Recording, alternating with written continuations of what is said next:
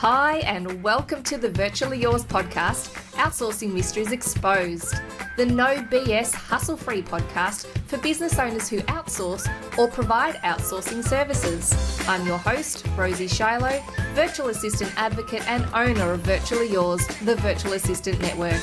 Let's get started. I reckon all of my podcasts start with just laughing. I think they do. I actually think they do. Mate, I hope people are thinking, what were they saying before she pressed? Yeah, exactly. What craziness have they just stopped? Yeah, and it wasn't decent enough to record. So, yeah. Anyway, welcome everyone to today's episode of Outsourcing Mysteries Exposed. And I have got Lyndal Harris here, the podcast VA, and I put big capitals on the. She is the podcast VA, and she's here today to talk, funnily enough, about podcasting. Welcome, Lyndal. Thanks, Rosie. How are you? Yeah, I'm great. So just to give people a bit of a background, so you didn't start off as a podcast VA because podcasts didn't exist when you started your VA business, did they? Well, technically they did exist, but they weren't huge, and so people weren't really podcasting a lot. So no, I started out doing generic VA when I very first started, and then did some courses and went more into content marketing, helping people with their blogs and their email marketing and stuff like that. And then it was in 2015 I helped a client of mine at the time run a conference for podcasters, and that's what made me realize, actually there's no one helping podcasters, and there's so much, as you know, there's so much work that goes into producing a podcast. Yeah. A friend of mine, a business accountability buddy of mine, sort of talked about it quite a lot, and in the end she was just like, just rip the band-aid off a niche, because there's all that stuff around niching that you're really nervous about. What if it's too fine a niche? So 2015, then 2016 I actually niched and scrapped all the other services. Yeah, and I remember when that happened and I thought, what a brilliant idea, because it is something that was growing and becoming more prevalent. And so many people who just say, I'm so time poor, still manage to fit podcasts in because it is so mobile, obviously. Yes, yeah, absolutely. Right. And people obviously go, well, I love the idea of a podcast and I can talk, but understanding how it works is a whole different ballgame. So today I have asked Lyndal to come along because we're going to talk about some of the blocks people have around starting a podcast and also around outsourcing to get support for their podcast. So Lyndal, hit me up with a couple of reasons why people, that you see most often, and I know that I'm going to tick all of these boxes from before I started mine, that stop people from starting a podcast. Oh, yeah, look, there are so many. There's lots from people sort of would love to podcast, but they don't know what to podcast about, or they have an idea of what to podcast about, but they don't really, work out how to put it into a weekly show or seasons or a fortnightly show. Yep. To a real mindset. It's a lot of people really get stuck on that mindset. They don't necessarily want to put themselves out there to be criticised. Yes. Even though they've got a great message to share, they don't like the sound of their own voice. Every podcaster, when they start, I think nearly everyone I've spoken to hates the sound of their own voice when they start, and they probably still do when they after a while, but they just get used to it because they get over it.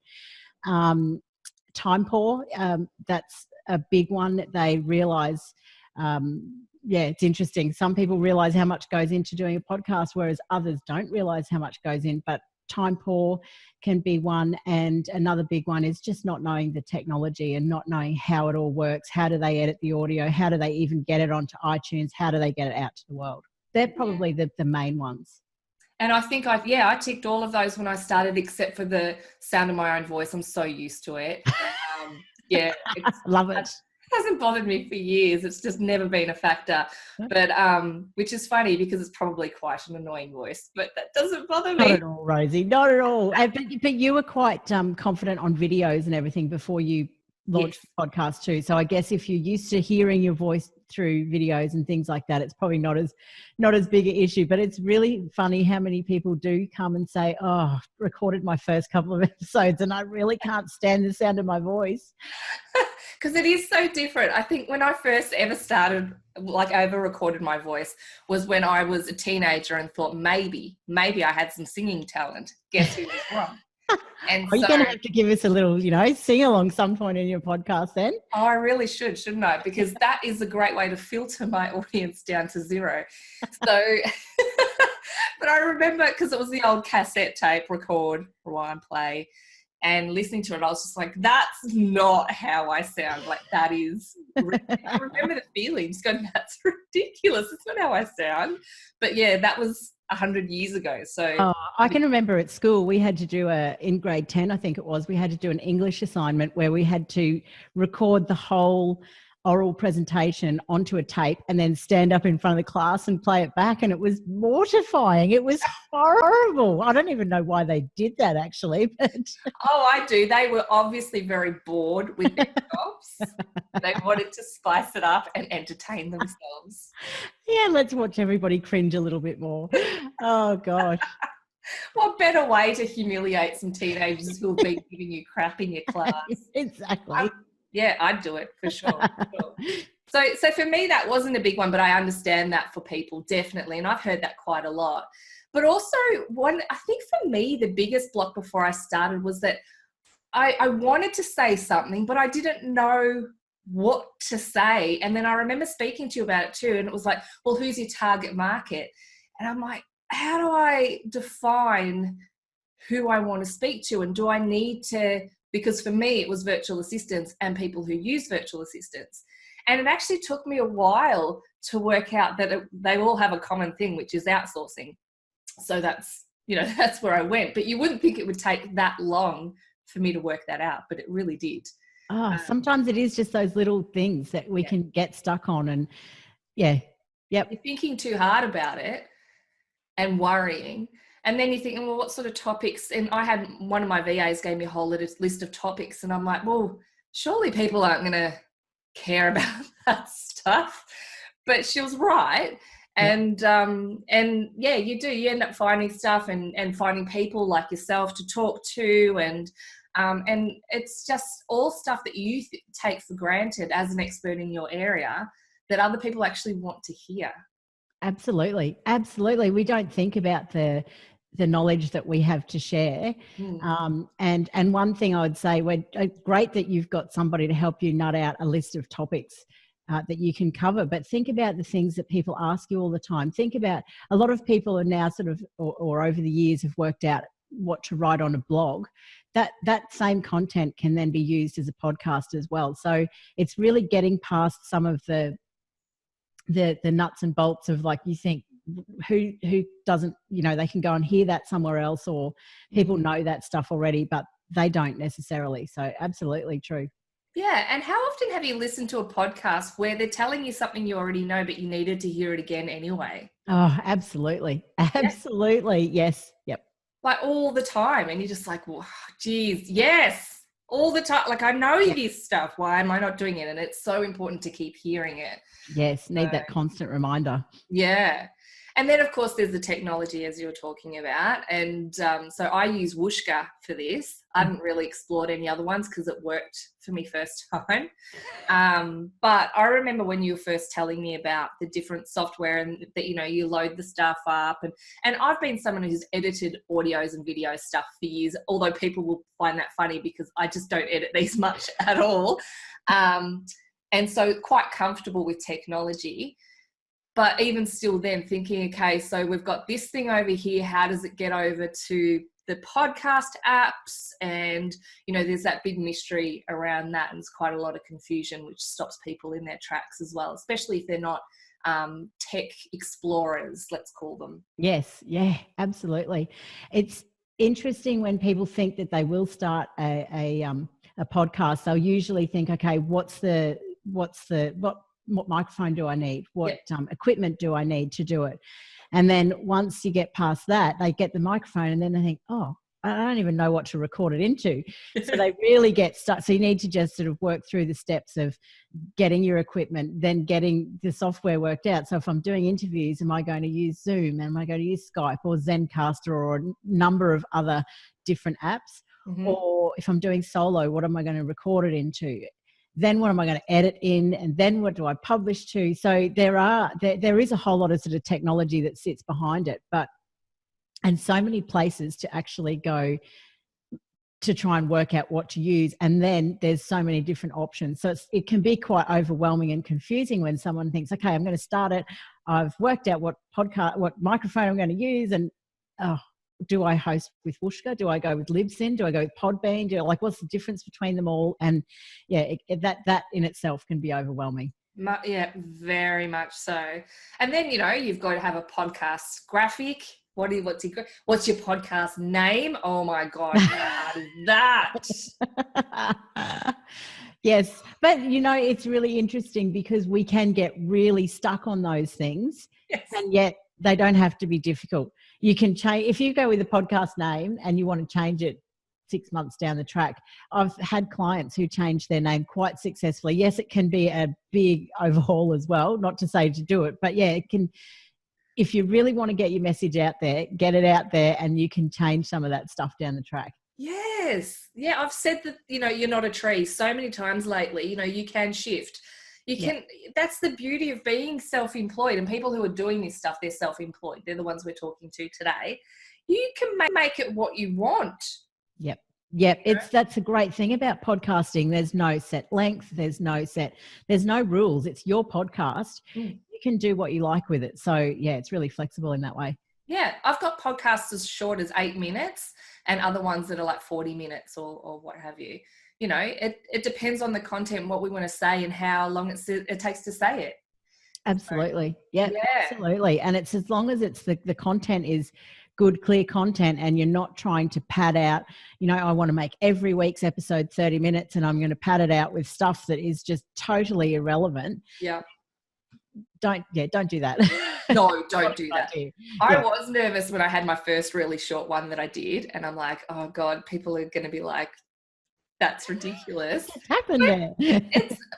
As a listener, I love it when I see someone's done a short podcast. I'm like, yeah, let's just get this in before I do my next thing. And it's just great. And I don't know about you, but I don't always drive for half an hour or 45 minutes. And I like to listen to an episode in one go.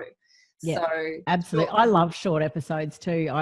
Some of my favorite podcasts are around the 10-15 minute mark. So yeah, it's the same. I suppose it's the same as giving someone a call, one of your clients a call and going, hey, look, I see you've been doing this, pull your head in, this is why, have an awesome day, bye. And that's what we're doing.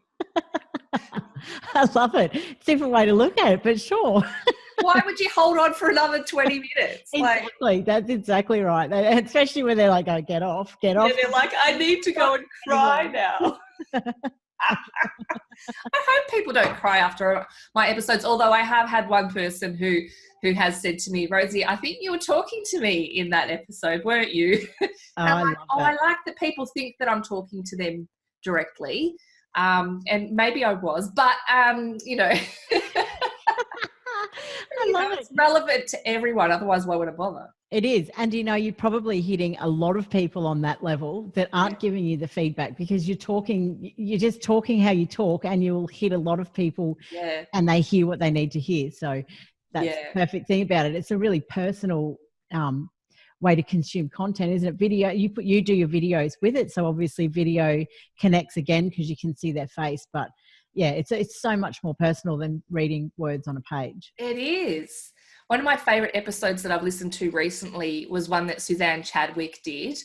And it was basically like a Rosie's ranty pants, like, how I do my ranty pants with my members. I get on my soapbox, and she was basically saying, say what I just said then, pull your head in. If you want to achieve stuff, you've got to show up. You've got to do what's got to be done, and, all the good things. And it was just her talking, and it was like she was there with you, It's the only podcast I've listened to multiple times because I know I need to keep hearing it. Yes. And that's exactly that message, as you say, like you hear it when you need to hear it. So if you hear it over and over again, that's fine because it hits you when you need to hear it. Yeah. Yeah. And it's brilliant. That is so brilliant. So, yeah, so for people out there who think that they don't have something to say, there is an audience for you. I mean, I'm sure there are people out there that are doing podcasts on how to clip dogs' nails. Like, you know, and there'd be a couple of months ago, I would have been hanging out to listen to that because we were having issues with that. Classic. I have a client and, or maybe I shouldn't, it's known that she's my client, so I'm going to say her podcast is cat exploring, and it's so niche, and it's about taking your cats exploring with you, putting them on leads and going out and about and taking your cats on adventures. And it is so niche and it is so popular. Yeah. Amazing. Her audience are really engaged. She has a great community, or that they do. Sorry, it's a couple. Yeah. They have a great community, and yeah, so you can podcast on anything. It doesn't have to be about your business. No. It doesn't have to be related to business stuff. You take a hobby or an interest that you've got and you can podcast on that. If you search in Apple Podcasts or any, Spotify is newer to the game in as far as podcasts are concerned. But if you were to go into, there's I think 550, actually I think there's about 700,000 podcasts in iTunes or Apple Podcasts now. Go and search on some really random topics and look what comes up. It's full on, but it's hilarious. You can podcast on anything. So cat exploring. Cat Explorer. Yeah, Cat Explorer is the podcast. Well, yeah. Check it out, people. Absolutely. Absolutely. But that's the other thing is even understanding why you would want to do a podcast, because launching a podcast now is so different to launching a podcast 4 years ago, 5 years ago, when all the big brands weren't into they weren't as into it, and all the big networks and everything. So you're competing now with ABCs and, you know, the big radio networks and Podcast One and all the American podcast networks as well. So whilst I'm not saying that brand awareness or awareness isn't a reason to launch, you might think of it in different ways. So how could you use it in your marketing? You might not be going out there to reach millions of people, but you can still hit your target if you've got a good strategy and you know why you're doing it. So, yeah, I think people will listen and there is an audience for you. Just don't think, oh, it's going to be millions and millions. It could be millions and millions of people. But if you go out there with that realistic expectation, then that's you're more likely to succeed in what your goal is. Yeah, exactly. Keep it real. Like, I've been looking at my stats. So my podcast has been going for maybe 7 or 8 months now. Mm-hmm. And it looks like I have about 100 people who listen to each episode. Yep. So, and that's great. So each time I put it out there, there's 100 and it should grow each time. People who I'm able to connect with in a really simple way. And it's been funny, the people who have said to me, I've been listening to your podcast, it's not necessarily going to be the people that you expect. Yeah. But it's always good. It's exciting. You just go, okay, good. That's excellent that you're listening. I really love it. Absolutely. And it's like you standing in front of a room full of 100 people every single week and getting your message to them. So yeah, if you thought of it that way, you know, even standing in a room in front of 50 people or 20 people might be enough. So you've just got to know what you want your goal to be, or what will success look like to you, because not all the time, it's not big numbers necessarily. Absolutely agree. Yeah, you've got to figure out what you're trying to achieve from it. Definitely. So with, you know, you've got all your bits and bobs and whatnot. And I know I wouldn't have started my podcast if I didn't know you, because Lyndal has a great podcast checklist, which we'll put a link to, if that's all right, in the show notes. But one of the best things I think people can do, and I'm seeing it around me more often, is when they say, okay, I'm going to do a podcast, is they're going to record it and then they outsource all of that other crazy stuff. So if you think about it that way, how much simpler is it if you're just recording it? So you've got to get your microphone, yes. Get help picking what software you're going to do it in. If it's interviews, Zoom. Actually, I pretty much record all of mine in Zoom, whether it's an interview or not, just to keep it simple. And then you can send that file to someone else and all the magic will be done for you. So you don't need all that angst around the technology and loading and all that sort of stuff. But some people still resist doing that. Why do you think that is? I think it has a lot to do, I guess, with the fact that publishing a podcast isn't necessarily going to see a return on investment quickly, and you're not going to make money from it straight away. Again, I'm not saying that everybody's not going to make money on it. You might have a really niche idea and you might be really great at getting sponsorship and you might make money from your podcast, or you might make enough money to cover production if somebody does it for you. But I think that's probably the biggest hurdle to get over is spending money on something that you know is not going to necessarily bring you money straight back in. That's the biggest hurdle, I guess, I find. And offering a service that is, being a VA who offers a podcasting service, something that's profitable, but something that podcasters can afford. So it's that sort of circle of, do they spend their time learning how to use it? Because obviously there's a cost involved there as well in training and how much time they need to learn using all of the stuff, or do they outsource it when they know there's no money coming in from it? That's probably the biggest one. Yeah. So one of the things I often talk about is knowing what you're worth. And as a business owner, when you're doing your most valuable activity, so that is what it's going to cost you per hour when you're working on it yourself. So yeah, but it's all theoretical money rather than actual cashola. So yeah, it can be quite hard for people to get their heads around.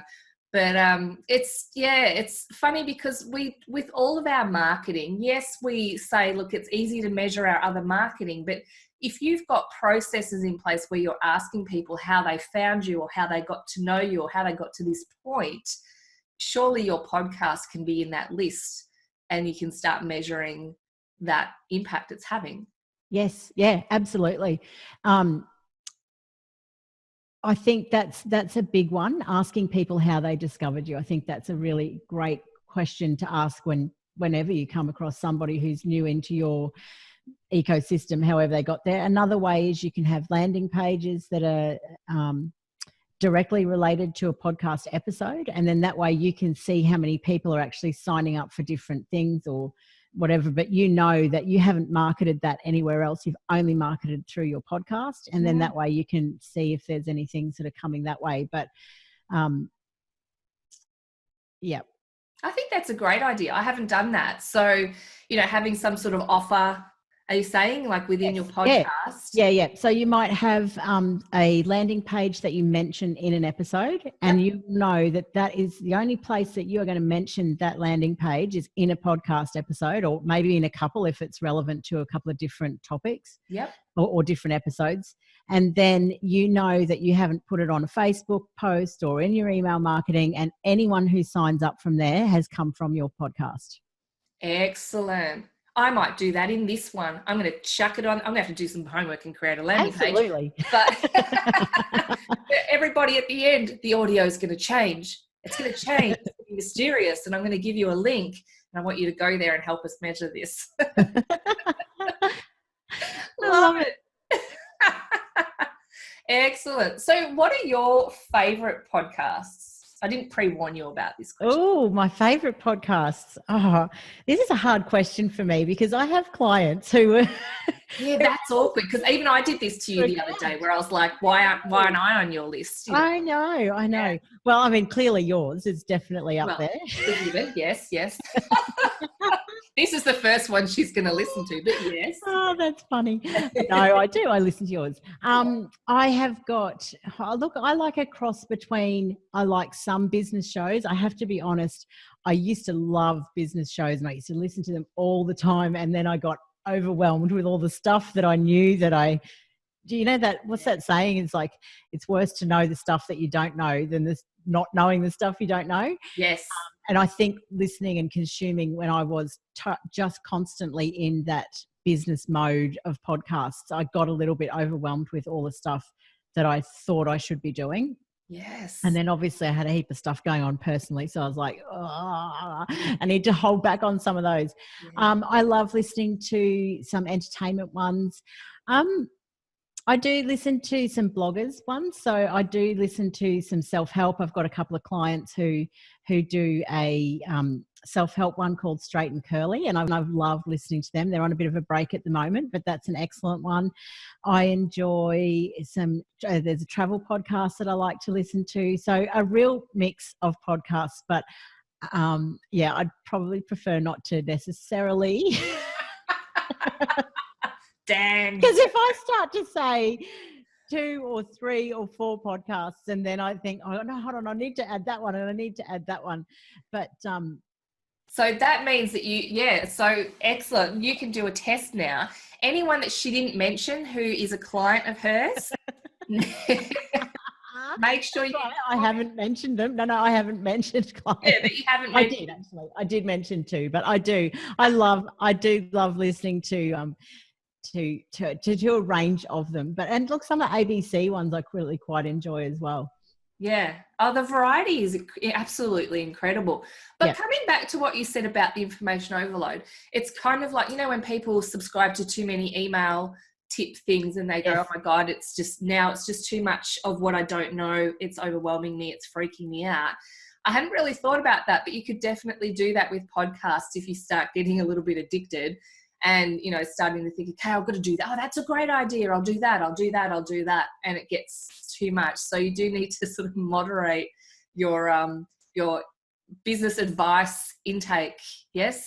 Yep. And I like list. And I think a good idea is to maybe, if you're going to, for business advice, maybe have a few that you really like and you listen to, and maybe don't listen to a whole lot of others in the same. So I think that's what I tended to do. I listen to so many, and now I have a few that I listen to and I take advice from, but I love learning. So I love feeding that part of even though if I didn't know it, I wouldn't be overwhelmed. Yeah. I love listening to stuff and learning. So yeah, I think it's really important that if you do feel that way, just pick out a few and listen to them for a little while, and then maybe go and, if you wanted to look around and branch out and change, or if you want to look for a specific topic. I mean, that's the other great thing about the podcast directories is you can search for topics and find them. So if you're not really into listening to someone's whole episode, it's a whole show, but you want to find a topic on an episode, go in and use the search engine there. Okay, that's a good idea.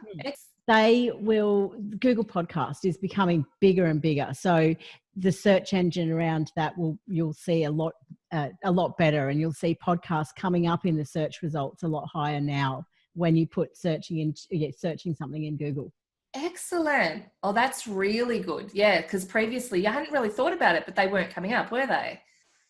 No, the iTunes, Apple Podcast, or the iTunes link would come up for the show in there, but now it's indexing itself. So it's really good, and that's probably been in the last maybe 6 to 8 months that's come out, but that's getting better. They're definitely improving that it's probably not 8 months actually.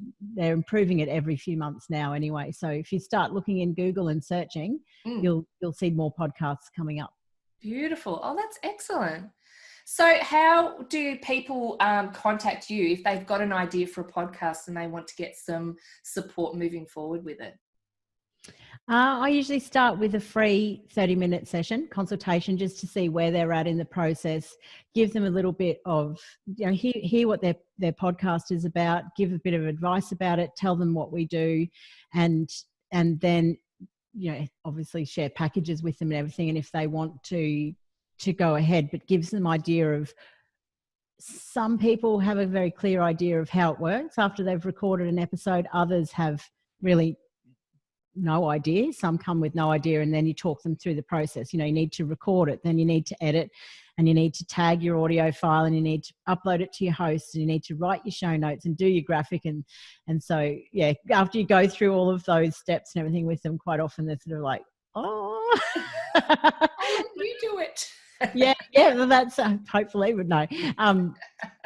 That's when I guess they can go away and take stock. Am I prepared to do a podcast now? And then, that's how we start the process, is having a chat, see where they're at, see what they're thinking, see if they're even, some people are still even just at that stage of like, I think I want to do a podcast, not quite sure of how, and then we can do a strategy session as part of a launch package for them to sit down for, do we do a 60-minute session and a 30-minute session, and really nut out how a podcast can work as part of a strategy to their business. And it doesn't have to be every week, does it? No, it doesn't. It's interesting. I've got some clients and I think if weekly is too overwhelming, then go for fortnightly. I wouldn't go monthly. You don't get enough traction. I think you just can't keep that traction if you go monthly. It's not enough. But a lot of people are also doing seasons now, and I think there's a bit of a divide in whether people agree with them or not, but I actually don't think they're a bad thing. I think you can do, it gives the podcaster an opportunity to have a break. So they might say, look, we're going to do seasons of, and it can be any number. You could say 8, 10, 12, 20 episodes, and then we're going to have a break for a few weeks or a few months, and then we're going to come back. Some people will base those seasons on different topics. It might be that we're going to interview different guests for one season and what have you. So it's really, again, it's really flexible there. Some might be solo episodes, some might be interviews. Weekly is probably the most popular, then fortnightly, those two. And then after that, as I say, monthly is probably a bit too far out. Yeah.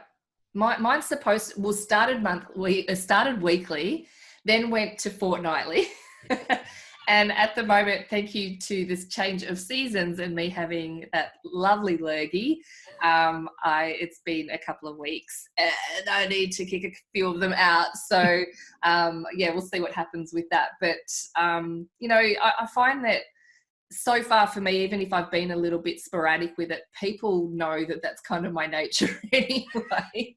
I think that's an important point you make right there. If people understand that the sporadic and it's your nature, your personality, and that's okay. Yeah. But if you go out telling, just set your expectations, I guess. Like if you go out and sort of say, we're going to be a weekly show and we're going to release at the same time every week, and it's really rigid and structured, and then you just stop doing it or you stop changing it without telling people, that's when they get a bit like, oh, I don't know what just happened there. Whereas if you, at least as you're coming to, like, you might sort of say to your podcast listeners, they know you've been away sick or you've gone to fortnightly or whatever, but it's certainly if you were going to end up a season or you're going to end up your podcast, I think definitely let your audience know.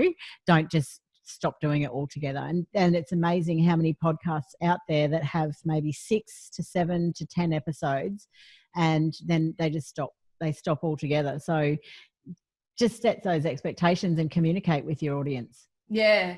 And that's the thing, there's a very big difference between, as you said, 6 to 8 to 10 episodes that are set as a season, that are tied in a nice little bow and have been communicated as such, versus something that was indicated to be ongoing and then suddenly stopped. Very, very big difference. But if you do it the right way, if you do package it the right way, then it can be a really useful tool instead of sort of this embarrassing thing that you forgot to continue or you just got really sick of. Yeah, or you got too busy or a big project came along or absolutely. Actually, it's interesting. I've actually got a couple of clients recently who have created a season and released all of them at the same time. So dropped them all and we've recorded, edited, done everything beforehand, and then release them all on the same day. But then they put them into different sequences for their marketing. So whether it's email series or, so it might look to the audience like it's coming out weekly because they're releasing it weekly, but in actual fact, it's all there if people want to go and listen to it. So there's so many different ways to do things. There you go. Sort of like a TV series. The season's out. It's here. Absolutely. Wow, look at how we watch Netflix and Stan, and we binge watch everything, and that's why we always say at least launch, if you're going to launch with 3 episodes, so people can have a binge listen and see if they like what they hear and they can subscribe. Yeah. But we're definitely into that binging. We are. We're a shocker. Yeah, absolutely. And another tip for you is batch. Yeah. Batch as much as you can. When I mentioned solo and interview shows before, it's really, you do solo and interview shows. So some of your solo stuff, you could hugely batch your solo shows and then just schedule them to go out. So sometimes that's a good use of your product, especially if let's say you've got a list of topics that you want to record. If 3 or 4 of them touch on the same thing, even though they're not all going to go out in that sequence, sit down, record them all, get them done. They're in the bag for you to use down the track. Yeah, especially if you have kids and there's a day there where they're not there. Yeah. Yes. Grab that opportunity. Oh my God. Oh gosh. Excellent. So what's your website address, Lyndal? Web address is podcastva.com. Too easy. So podcastva.com for everyone to go and stalk Lyndal, and she'll have that on her site, the checklist and the opportunity to do the free consult, but we'll also put those links in our podcast notes because we do those. But I just want to say a massive thank you, Lyndal, for today. It's so easy to talk about podcasts with you. It's just beautiful. Oh, thank you. Thank you for having me. It is easy. Oh, gosh, yep. See, I could just talk on and on and on, but yeah, no, that's been great. Thank you so much for having me. All right, everybody. So what I'm going to do is I'm going to go and I'm going to create a landing page later, and then I'm going to come back and my audio is guaranteed to sound different. It's not going to be nice and, just awesome. It's just going to be really weird. And then I'm going to give you this URL to go and download. I've got to come up with something awesome for you to download. And let's see if we can measure the intake from this episode. All right? Beautiful. We'll be back soon. Idea. See you later. See you, Rosie. Hey everyone, it's Rosie and I'm back. I've done my landing page for you. So what I've got for you at virtuallyyours.com.au/outsourcing is a free ebook download, which is all about working with virtual assistants, and it gives you a whole list of tasks that you could outsource to virtual assistants, because sometimes we do get blocked, with the ideas we have around what we could get help with. So it's virtuallyyours.com.au/outsourcing. Please head on over and sign up for the ebook so that we can see whether people are listening to this podcast and taking action. Have a great night. See ya. Hey, thank you for listening to the Virtually Yours podcast, Outsourcing Mysteries Exposed. Between now and our next session, I know you're going to be hanging out to take some action on outsourcing in your business, so head on over to virtuallyyours.com.au and you can download some information there about the best ways to outsource for business growth. If you're a virtual assistant, make sure you join us. We have an amazing virtual assistant community at Virtually Yours, Aussie VAs connecting and helping each other grow. Have a fantastic day, and I'll see you at the next podcast.